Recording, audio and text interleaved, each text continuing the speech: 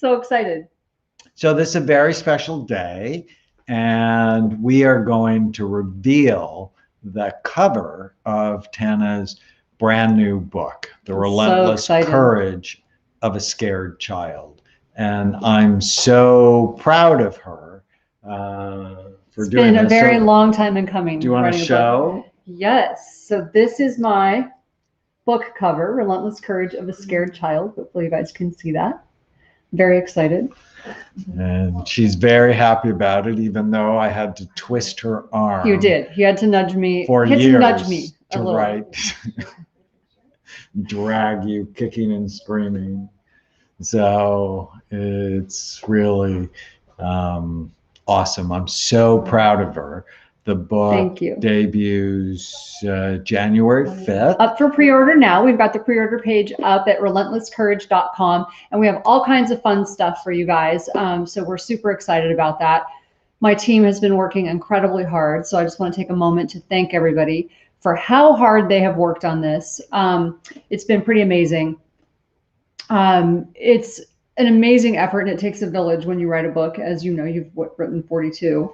This is not my 42nd, it's my 10th, but it's a lot of work. That's a lot of experience. Yeah, we've put together a free event for people. We've got amazing speakers coming for the free event on December 12th. We've got JJ Virgin and Dr. Hyman, and we've got Pastor Derwin Gray and Miles McPherson and Carolyn Leaf. We've got some amazing guest speakers. So, and we're going to talk about not just the book, but we're also going to talk about overcoming trauma. Yeah, overcoming anxiety, trauma, and grief. Story about a scared, a scared child who ended up leading a brain warrior movement. And the book is fun, it's edgy, it's not for the faint of heart. There's murder, there's assault, I'm not laughing because it's funny, I'm just... There's the mafia, there's all sorts of great intrigue. But the most important part of it is there's transformation. And so and all of us have scared children inside of us, and so how do we soothe and take care of that scared child and really transform her or him to make a big difference in the world? So it was really not an easy thing to do. You had been pushing me for quite some time. And whenever you write a memoir, you have to it's tricky, because especially if the people in your memoir are still alive. So if the characters are still alive, it's really tricky. And so he keeps talking about how edgy it is, but it's actually the family-friendly version. And it's not fiction. I'm watching the comments. This is fact. No, this is a memoir. This is my life story, and it's not my entire life. Obviously, it would be too long. It's a series of stories for a purpose about overcoming. We're only halfway through. Yeah, well, it's a series of stories about overcoming, and about how, honestly, it's really like no matter where you come from, there's hope. That's what I wanted to leave people with. And so it's the family-friendly version, I guess. I mean, I couldn't write all of the actual details because, number one, it wouldn't have been published, but it wouldn't have been family friendly, and the people that are alive wouldn't have allowed it. So let's put it that way. But you get the idea. I wrote it in a way where you definitely understand what happened, and it's pretty crazy. So it took time to get the courage to do that. You feel fairly exposed. So what are some of the big lessons you think people will learn as they read it? I mean, it's fun and it's worth reading because you'll get to know Tana better. It's not just fun, it's sad. It's very sad at points. It's a great story. But what are some of the big lessons? So there's a couple. Number one, the overarching theme is that there's hope, and there's hope for everybody. No matter where you've come from, you have an opportunity to overcome. And so I wanted people to really understand that if I can do it, you can do it. And I know everybody's story is different, so I'm not trying to minimize where anybody came from. But I had a 16-year-old, my mom was a 16-year-old runaway who didn't finish high school. And we had a lot of chaos and drama in our family. We had a lot of addiction. Like you said, I had an uncle who was murdered, so I write about that story. So there's a lot of lessons in there. I disconnected with my family because of the drama. I just couldn't do it anymore.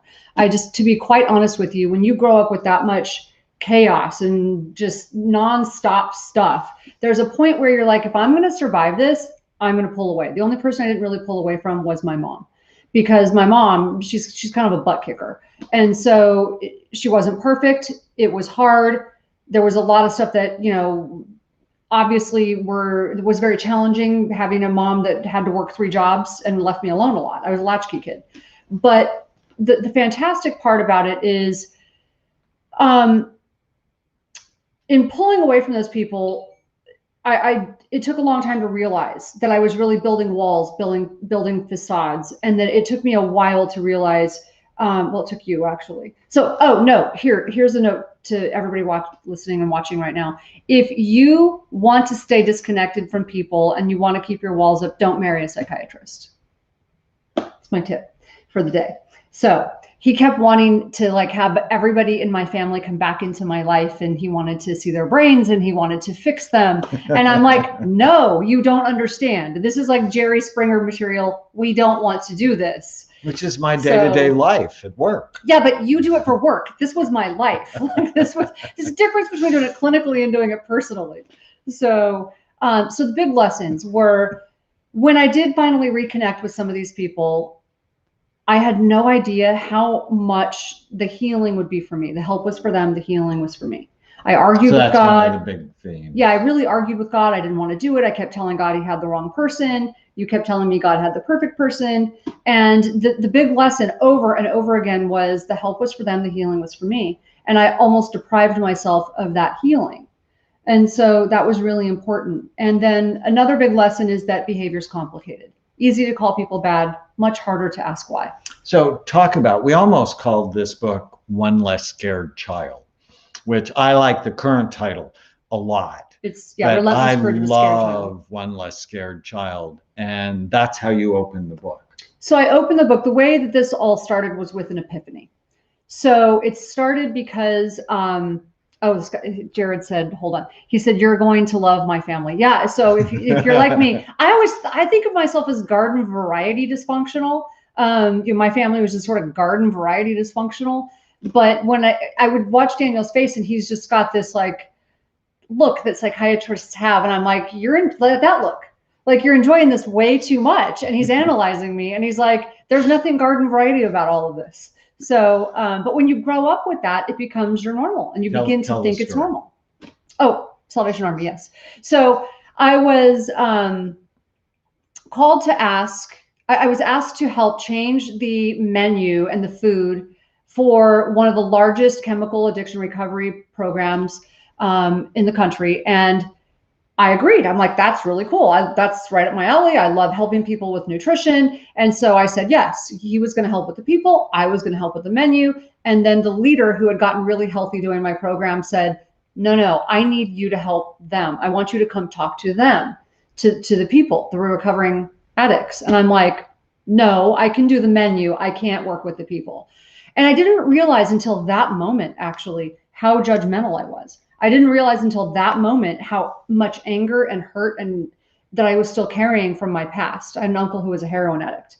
And so I didn't really fully grasp it until then. And then all of a sudden, I'm on stage, because he keeps nudging me, pushing me, whatever you want to call it. And through a lot of prayer, I finally decided, okay, I'm going to go ahead and go through with this, even though I was uncomfortable.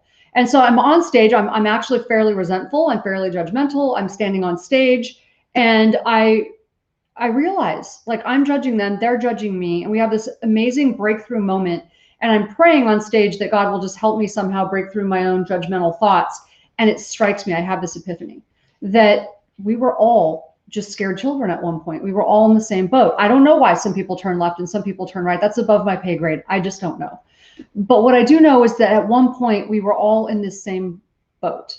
And that if I could be, even a small part of their healing, even a small part of helping one person, change their life, make good decisions, get healthy in some way, then that would be one less scared child in the world. That would be one less scared little girl who feels like an afterthought, one less scared little boy who feels like he needs to be invisible because that's safer. And it changed my life. And that was the most rewarding work I've ever done. And by the way, I think they were probably some of the most grateful people that I've ever worked with. Yeah. Yeah. No, it's a great story. And it'll lead you to ask yourself what's holding you back from helping the people in your life that need you. And yes, it's hard and it can be messy, but it gives you a sense of meaning and purpose. We call it essence, where you turn your pain into purpose, and your level of happiness can go way up because, when I think of happy people, I generally think of purposeful people, people where it's not just about them, it's about all of them. Mm-hmm. And, it's interesting because there's childhood trauma. A lot of us have had childhood trauma. Some of us are smart enough to learn from the childhood trauma and not take it into our adulthood. I wasn't. So I had self-induced trauma later in my early 20s, and as a result went into pretty significant depression.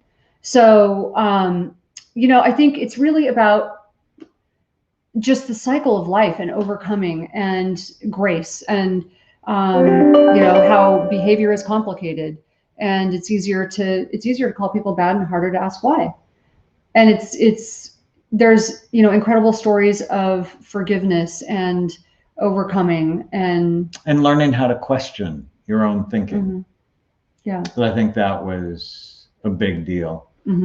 So when we met 15 years ago, we're actually coming up on the 15th anniversary in 2 months, and of course I want to scan her because that's what I do. It's like I'm really fond it's of like her. Someone wants to see my naked brain. I had never heard that line, and I have to say he got points for the most creative line. I was like brownie points on that one.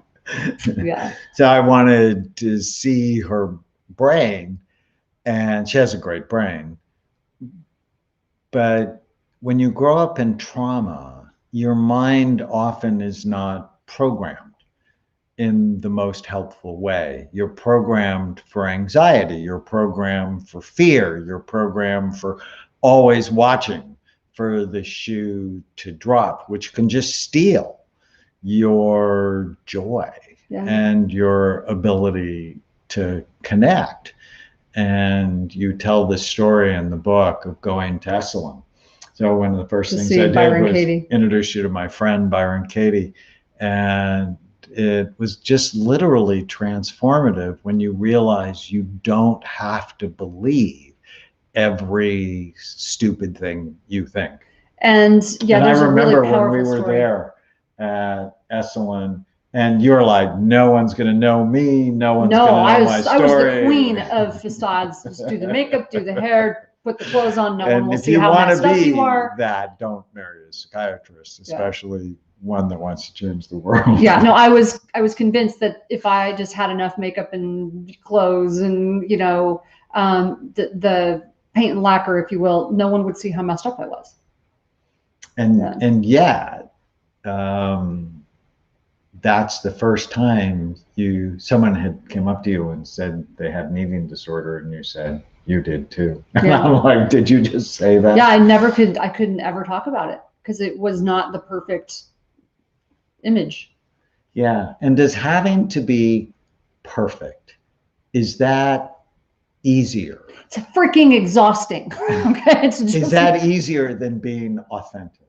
It's exhausting. And there was something about that whole, I'm going to be honest. There was a period where it's a little bit painful to finally let go of all of your nonsense and your garbage and your baggage. And you have to make a choice, and there's work to it. But when I did that, it's such a relief. And I often use this analogy of popping a boil. And I know you hate when I do that, but I'm a nurse and I can't help it. And so it's like popping a boil because all the ugly stuff comes out. It's building up pressure and it's sore and it's painful. And then it just heals. And then quite honestly, the part I love the most is that I actually don't care what people think anymore. Like I never thought I would be that person. It's like I want to be close to people because I love people. I want to be connected to people. I want to help people. But if you want to be in an unhealthy way, judgmental and harmful, especially on social media, how people are being, I just don't have the need for it. And I don't really care what people think as much. It really doesn't matter to me. And it truly is possible to get to that place. Yeah. It's so cool. So the relentless courage of a scared child. Now, in the description, we put cover reveal, and we showed the cover. Let's show it again. I'm so happy with this book. It's so you beautiful. can go to relentlesscourage.com, and I would be ever so grateful if you pre-order it. And if you do pre-order it, we have all kinds of gifts for you. So it's up on Amazon. It's up on Amazon. Yep, and it's. So the gifts that we have, my dog decided to become vocal. Sorry. He thinks he's tough. He's not. So we have some really cool stuff. So we've got a mindfulness audio that I created. We have a digital journal. So I wanted you to be able to journal on a regular basis. So I've got a digital journal I created. I think writing your story is just so transformative and so powerful. Writing my story was one of the most powerful things I've ever done. Because there were things that I actually had remembered a certain way or had been carrying a certain way. And when I wrote it out and interviewed people and actually took the time to recall it in detail, I'm like, oh, wait, that was way more complex than I realized. And it helped me see it through an adult perspective instead of from a child's perspective. So I want you to be able to journal. So the journal is one of them. The mindfulness audio is like I take you through a very short meditation. You don't need to spend hours meditating to get your mind right and get your day started correctly. So I help you with that. There's a one-page miracle, something. It's a little tool that we have you fill out so that you can, get your day going right and make sure that you are making the right decisions. It's like, is my behavior getting me what I want? And then we have a course. My favorite part of this is, one of my favorite parts is the course. So the course Daniel and I created for you, it's a video course, and honestly, it's really, really helpful, and you can share it with people. So I think that is the best part. It's a series of videos and they're not very long, but they're very powerful to help you. Overcoming anxiety, trauma, and depression, grief. Trauma, and grief. Mm-hmm. And then I'm also, from now until January 5th, up to a certain number, I'm going to donate one book for everybody who buys a book. I'm going to donate a book. Now, I would love it if all of a sudden I sold 30,000 books, and then I'm probably not going to donate 30,000, but I'm going to donate up to a certain number, which we are going to designate and put on the website. I'm going to donate a book for every book that someone buys, and I'm going to give that to not homeless, but a women's shelter. So women's shelters and different organizations where people are in need of inspiration. So if they go to relentlesscourage.com, you can learn all about the pre-order gifts and then come to our event. Yeah, but before that, just to let you know, I'm also going to do one other thing. So I am going to give 10% of the proceeds to our foundation, and here's why. Because the one thing people keep writing to me about is, and I hear this all the time, is, well, yeah, you were able to do it because you had help. And that's true, actually. So I'm not going to deny that. I had help. And you helped my dad. There's a really cool story in there about my dad being diagnosed with Alzheimer's, but when you actually saw him, he didn't have Alzheimer's. So it's pretty miraculous. My sister, who suffered with addiction and some mental health challenges, we helped her. So I'm going to donate money to our foundation. We have a foundation where we actually will help people who are in need. So for every book purchased, that's part of my gift back to the community, is to be able to try to help people. And then we've got our event. So the event is free. It's on December 12th. And if you sign up for the free event, every person who attends, you do have to watch it to the end. But if you stay on the event until the end, we're going to have a way for you to be entered into a drawing for a free evaluation at Amen Clinics. Wow. Yeah, I know. I didn't probably tell you that, but I probably should have told you that. Who knew? Oh, yes. So scan your brain, change your life. So if you know That's the someone, thing. yeah. So if you're suffering or you know someone who's suffering, and right now, I really felt convicted. I didn't know COVID was going to happen when I wrote this book. I mean, I actually had finished it before COVID happened, but right now people seem to be struggling and suffering more than ever. Well, And depression tripled from March to October of this year. Depression went from 8%, which was already high, to 27% of the population. Now is the time to work on your brain and on your mind. And the relentless courage of a scared child, it just gives you a great roadmap with a little bit of terror.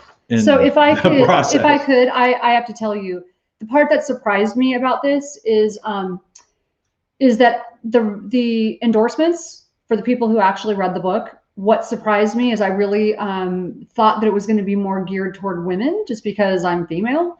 My best endorsements came from men. One of my favorites, you might have to read it because I have a hard time reading it every time I try. One of my favorite endorsements came from Pastor Derwin Gray. He's the lead pastor at Transformational Church in North Carolina. And he wrote, my friend Tana he also went through a lot of trauma, just by the way.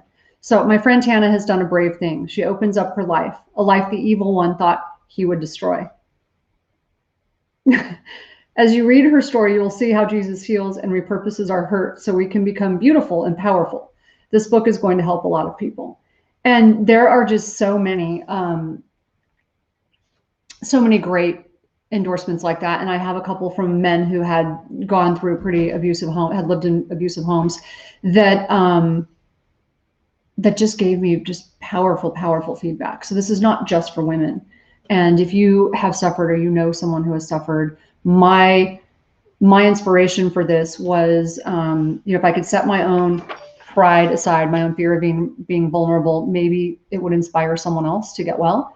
And I had a woman come up to us when you were speaking, and she said, you were at the John Maxwell event, and she came up to me. You had this crowd of people around you, and she came up to me and she said, I'm so glad you're here. I was hoping you would be here. And I thought she meant us collectively or you. And so I said, oh yeah, Daniel's over there if you want to talk to him. She's like, no, you.